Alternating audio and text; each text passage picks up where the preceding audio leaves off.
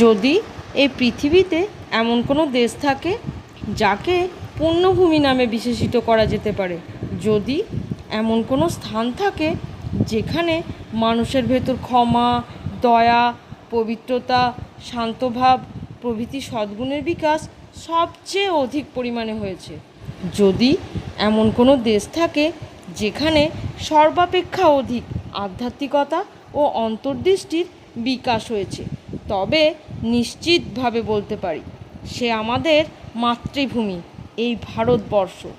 আজ এই ভারতবর্ষের স্বাধীনতা দিবস। বিবেকানন্দ বলেছেন, যখন আমি আমাদের দেশের প্রাচীন ইতিহাস পর্যালোচনা করি তখন সমগ্র পৃথিবীতে এমন আর একটা দেশ দেখতে পায় না যে দেশ মানব মনের উন্নতির জন্য এত কাজ করেছে। অতীতের গর্ভেই ভবিষ্যতের জন্ম। আমাদের পূর্বপুরুষরা মহাপুরুষ ছিলেন, আমাদের প্রথমে তা জানতে হবে। আমাদের প্রথমে জানতে হবে আমরা কি উপাদানে গঠিত, কোন রক্ত আমাদের ধমনীতে বইছে।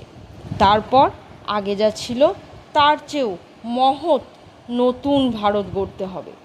ভারতবর্ষ না থাকলে জগৎ থেকে সমস্ত আধ্যাত্মিকতা দূর হয়ে যাবে, সমস্ত নৈতিক মূল্যবোধ বিলুপ্ত হবে, ধর্মের প্রতি সমস্ত মধুর সহানুভূতির ভাব চলে যাবে, সব রকম আদর্শ বোধ নষ্ট হয়ে যাবে। এ কখনোই হতে পারে না। সহিষ্ণুতার শক্তি কর্মশক্তির চেয়ে লক্ষ গুণে বড়, প্রেমের শক্তি ঘৃণার শক্তির চেয়ে অনন্ত গুণে বেশি। প্রাচীনকালে ঢের ভালো জিনিস ছিল, খারাপ জিনিসও ছিল, ভালোগুলি রাখতে হবে। কিন্তু আসছে যে ভারত, ফিউচার ইন্ডিয়া অ্যানসিয়েন্ট ইন্ডিয়ার অপেক্ষা অনেক বড় হবে।